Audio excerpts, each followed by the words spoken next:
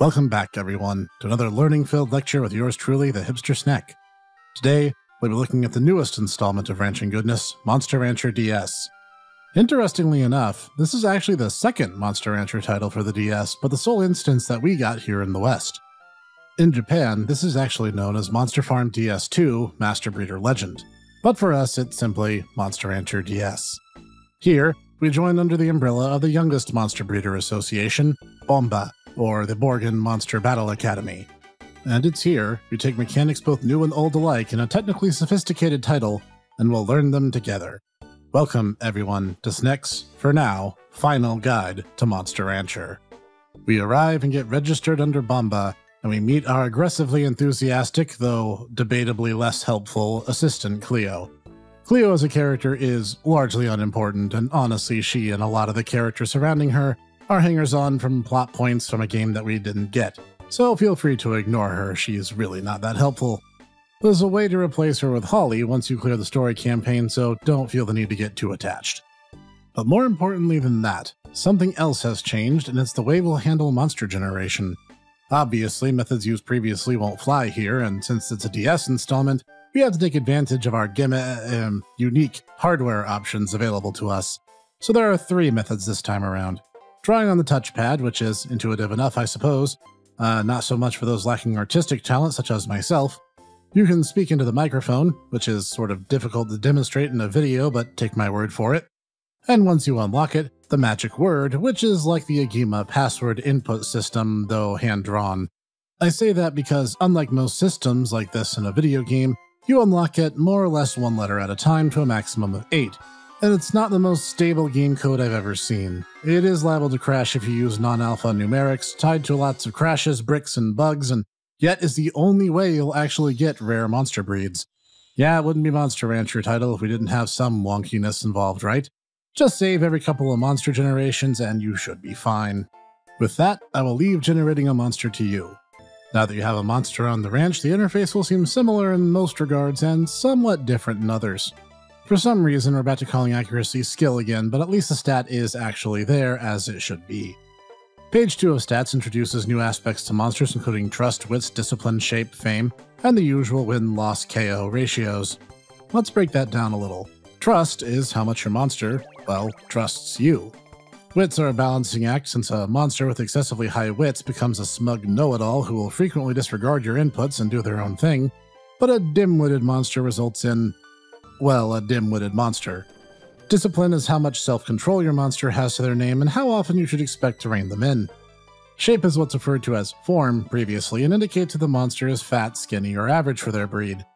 Fame is, as it's always been, vague, arbitrary, and largely meaningless, though nice to have. These values will change over time, influenced by how the monster is raised, so adjust accordingly.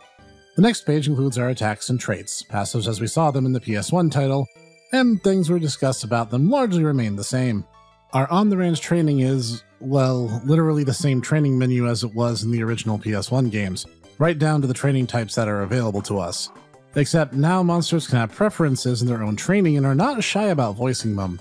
Usually if a monster is good at a particular skill, they'll react positively to working on their strengths, and typically get annoyed at doing training for skills that aren't so much their forte. However, this is met with the added wrinkle, they'll also complain at you if you make them repeat the same trainings in a row. Sigh.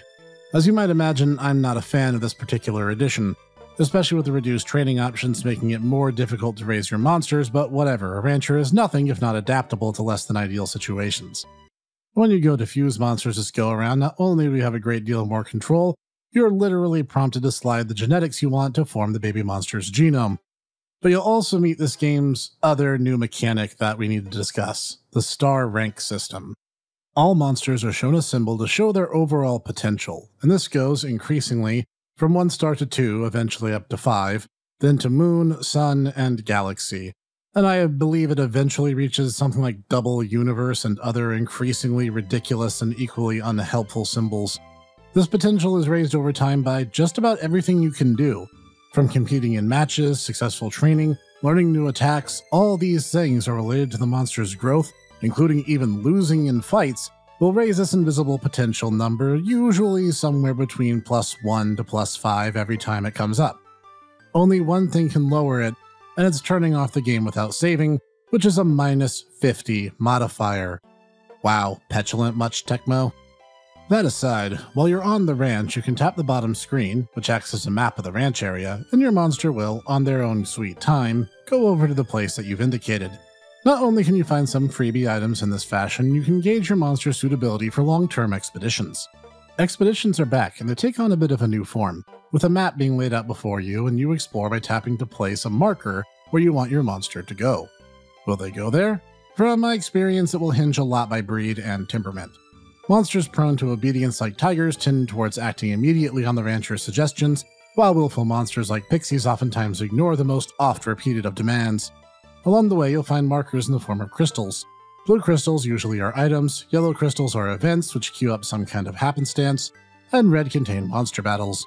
This means that exploring is simultaneously more freeform and less confining, and yet at the same time more confounding than we've used in the past, and making the choice in monster pivotal to your success.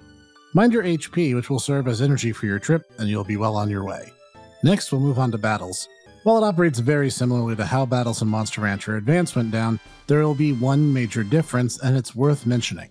Any attack slot left open will become a defense block. While in this range, the monster's overall defense and evasion are raised. This is such a simple and yet beautiful improvement upon the game's battle system, it's kind of a wonder why it wasn't implemented earlier. Beyond that, I've taught you all I can about battles. Just remember, never, ever let a monster fight on its own. It's still a terrible idea, even all these installments later. There's not much more to teach, as there's only one last thing that we'll need to cover, and that's the distinct way Monster Rancher DS handles its heavy training. First off, a bit of trivia. The meanings of the words errantry and training have completely reversed between Monster Rancher 1 and this title, as training will bring you to a location selection, which on its face seems normal enough, as that's how previous games have done it as well. Up until it turns out that it's actually a board game. A board game where the rules are predetermined as soon as you begin, so you can't even influence them via save states. Once you pick up your DS again after hurling it against the far wall, there is some good news. The boards vary by season and stay in particular configurations for the entirety of said season. Some boards being more exploitable than others, namely the Fall at Korea Volcanoes board. There's a 3x3 grid you can stay and pretty much max out your life and skill all in one visit. You're welcome. Suffice it to say, Monster Rancher DS is a bit of a mixed bag mechanically. But that's it. We've covered all the Monster Rancher ranching games. What's that I hear you ask? What about Monster Rancher 3? Well, I suppose this episode is a little bit shorter than the others, so here's Snek's guide to Monster Rancher 3. Don't play Monster Rancher 3. And that's it. We're all done. Thanks for joining me on this deep dive into my favorite video game franchise.